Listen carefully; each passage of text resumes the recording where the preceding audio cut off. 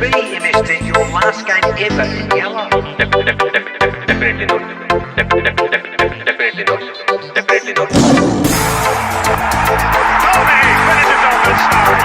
A magnificent strike into the throw.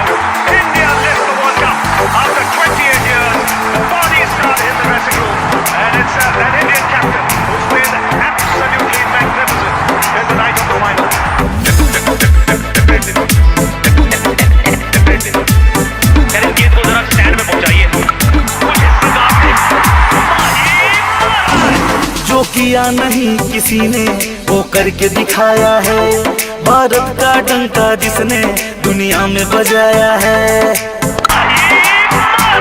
जो किया नहीं किसी ने वो करके दिखाया है।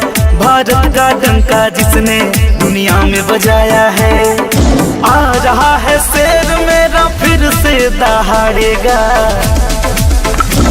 मेरा माही फिर से मारेगा। मेरा धोनी फिर से मारेगा। मेरा माही फिर से मारेगा। मेरा धोनी फिर से मारेगा।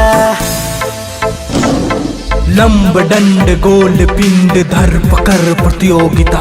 लंब डंड हो प्रचंड विमान सा है मारता।